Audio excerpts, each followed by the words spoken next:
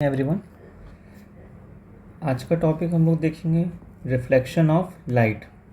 इसमें हम लोग mirror formula, reflection of light का डेफिनेशन, लॉज, इमेज कैसे फॉर्मेशन होता है, concave mirror, convex mirror, plane mirror and finally एक या दो उसका एग्जांपल्स देखेंगे सॉल्व करके कि मिरर फॉर्मूला पे एग्जांपल कैसे बनाना है, साइन कन्वेंशन कैसा यूज़ करना है। अगर वीडियो बड़ा होगा तो इसको 2 पार्ट में कर दिया जाएगा। Okay, let's start the topic.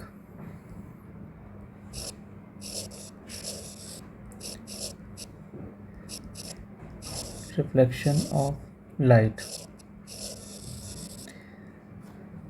Reflection का मतलब नॉर्मली सब समझते हैं कि किसी भी चीज़ का टकरा करके वापिस आना। लाइट के टर्म में भी वही है, कोई भी एक सरफेस है उस पर अगर लाइट अगर आके उस पर टकरा रहा है, स्ट्राइक कर रहा है कोई भी लाइट, तो उसके बाद स्ट्राइक करने के बाद जो प्रोसेस होगा उस पर ही हम लोग देखेंगे कि प्रोसेस का नाम क्या है। अगर कोई भी लाइट किसी मीडियम पे स्ट्राइक करता है और वापिस उसी मीडियम में रिटर्न हो जाता है तो उसको हम लोग बोलते हैं रिफ्लेक्शन ऑफ लाइट। इसमें कुछ टर्म्स सबका नाम दिया हुआ है जिसे हम लोग पहचानते हैं कि जो लाइट आ रहा है उसका क्या नाम है, जो रिफ्लेक्ट हो जा रहा है उसके लिए क्या नाम है, किसके ये किसके रिकॉर्डिंग उसका काम हो रहा है। तो वही हम लोग को यहाँ पे देखना है। इसका फर्स्ट जो लाइट आ रहा है उसको हम लोग लिखते हैं इंसिडेंट रे। जो लाइट रिफ्लेक्ट हो रहा है उसको नाम देते हैं रिफ्लेक्टेड रे। इसको थोड़ा सा लाइट कम करना पड़ेगा। Reflected ray. Reflection of light में जो भी एंगल मेज़र होगा उसके लिए एक रेफरेंस हम लोग को लाइन लेना पड़ता है, और वो रेफरेंस लाइन ये बेस नहीं है, रेफरेंस लाइन है ये नॉर्मल के रेफरेंस में ही हम लोग एंगल्स लेते हैं। जो भी हम लोग को एंगल मेज़र करना है, इंसिडेंट रे का एंगल मेज़र करना हो या रिफ्लेक्टेड रे का एंगल मेज़र करना हो। ऐसा इसलिए है कि हमेशा जो हम लोग का सरफेस है वो प्लेन नहीं रहता है, वो कई बार कर्व्ड सरफेस रहता है। तो वहाँ पे हम लोग को टेंजेंट ड्रॉ करना पड़ेगा, फिर टेंजेंट से फिर एक परपेंडिकुलर हम लोग ड्रॉ करते हैं कि हम लोग के एंगल का सही रेफरेंस पता चले। तो उस टेंजेंट के चक्कर में ना पड़ने के लिए ही हम लोग इस नॉर्मल का यूज़ करते हैं। तो ये बीच वाला रे हो गया मेरा नॉर्मल रे, या लाइन बोलो जो भी बोले, या सिर्फ नॉर्मल भी हम लोग बोल सकते हैं। फिर से देखते हैं, रिफ्लेक्शन ऑफ लाइट का मतलब है bouncing back of ray of light in same medium is called reflection of light. यहाँ पर हम लिख भी लेते हैं, bouncing back of ray of light in same medium is called reflection of light।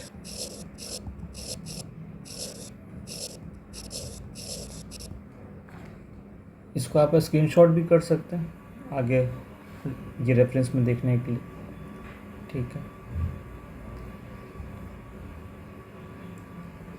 इसमें रिफ्लेक्शन ऑफ लाइट में 2 basic laws है जो किसी भी सरफेस पे अगर रिफ्लेक्शन अगर हो रहा है तो उन 2 लॉज को वो फॉलो करेगा। तो सबसे पहला हम लोग देखते हैं कि क्या लॉज है। Laws of reflection.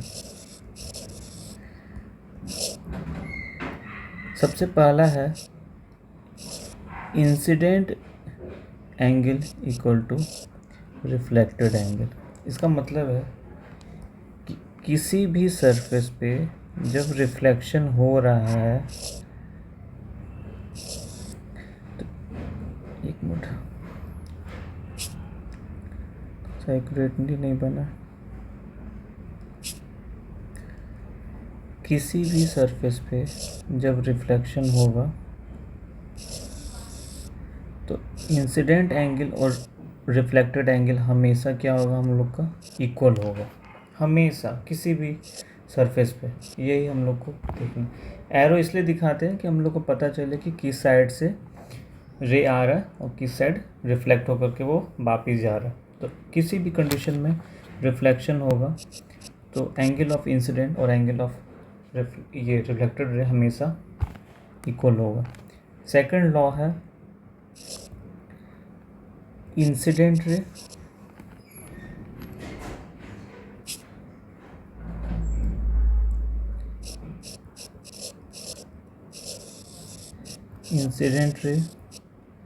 Normal and reflected ray all lie on same plane। इसका मतलब है कि जो भी इंसिडेंट रे, रिफ्लेक्टेड रे या नॉर्मल रे है, ये सारा हम लोग का एक ही प्लेन में है। ये सारा चीज़ हम लोग का एक ही प्लेन में है। मतलब कि जिस प्लेन में लाइट इंसिडेंट मतलब लाइट स्ट्राइक कर रहा है, उसी प्लेन में लाइट वापस मेरा रिटर्न होगा, प्लेन चेंज नहीं होगा। ये पूरा का पूरा काम इसका मतलब कि 2 डायमेंशनल फॉर्म में मेरा हो रहा है। बस यही सिंपल सा लॉज है। लेकिन हम लोग देखेंगे कि कैसा भी सरफेस हो, प्लेन सरफेस हो, स्फेरिकल सरफेस हो, वो इन दोनों लॉज को हमेशा फॉलो करेगा। अगर इन दोनों लॉज को फॉलो नहीं करता है तो इसका मतलब कि वहाँ पे रिफ्लेक्शन प्रोसेस सही से फॉलो नहीं किया जा रहा है। हम लोग सिंपल सा पहले देखते हैं प्लेन मिरर पे कैसे होगा, और उसके बाद हम लोग स्फेरिकल मिरर में जाएंगे। स्फेरिकल मिरर में 2 शेप होता है, कॉन्वेक्स। उसको समझने का कोशिश करेंगे, पहले वो मिरर बना कैसे है, और उसके बाद सबसे पहला प्लेन मिरर।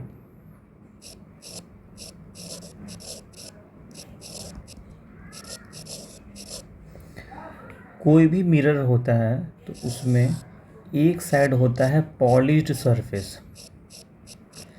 जैसे कोई अगर ग्लास है, ग्लास के अगर सेकंड साइड में अगर पॉलिश कर देते हैं तभी मेरा यहाँ पे रिफ्लेक्शन पॉसिबल है।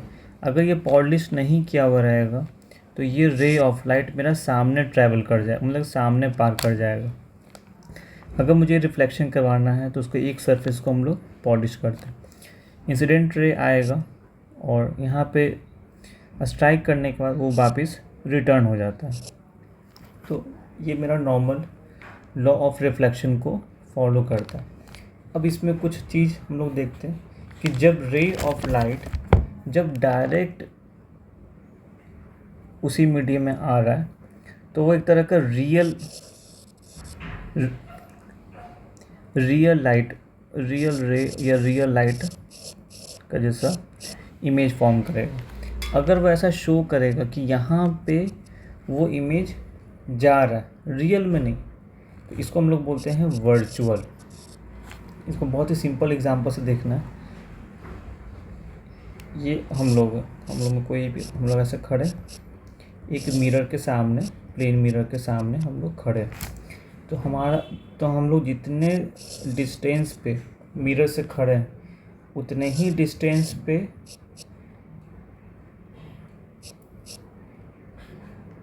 मेरा इमेज दिखाई देगा। तो ये जितना डिस्टेंस है मेरा, अगर इस डिस्टेंस को बोलते हैं D1, तो ये मेरा डिस्टेंस है D2। तो मेरा D1 और D2 क्या है, सेम है।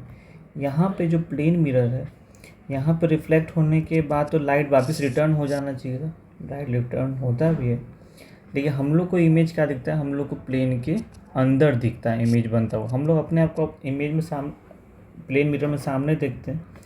तो इस तरह के इमेज को बोलते हैं वर्चुअल इमेज।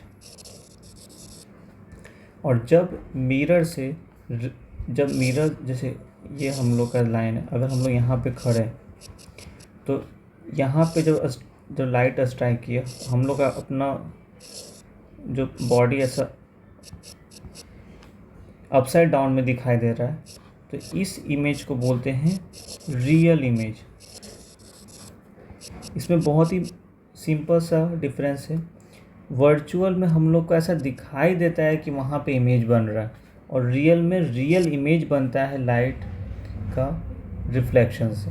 बस यही दोनों में अंतर होता है, वर्चुअल इमेज और रियल इमेज। इसमें कुछ और भी टर्म्स आते हैं, मैग्निफिशेंट इमेज, डिमिनिश्ड इमेज, तो वो नाम से पता है वो क्या है, हम उसको देख लेते हैं। इसको अगर स्क्रीनशॉट लेना है तो स्क्रीनशॉट ले लीजिए पॉज करके।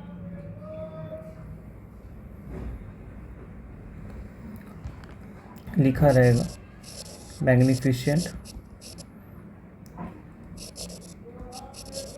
इमेज या डिमिनिश्ड इमेज। सिंपल सी बात है, अगर इमेज का साइज ऑब्जेक्ट से बड़ा है, ऑब्जेक्ट के साइज से, तो वो मैग्निफिशेंट इमेज है। और अगर इमेज का साइज ऑब्जेक्ट के साइज से छोटा है तो वो डिमिनिश्ड इमेज है।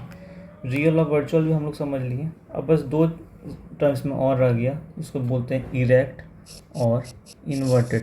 ये सब टर्म्स इसलिए बता रहे हैं कि जब भी हम लोग इमेज फॉर्म करते हैं ये सब टर्म्स का ज़रूरत पड़ता है, इसलिए हम लोग बता रहे हैं। अभी कोई यहाँ पर हम मिरर फॉर्मूला नहीं देख रहे, सिर्फ इमेज से रिलेटेड टर्म्स के किस किस टर्म्स का यूज़ होगा और कुछ नहीं।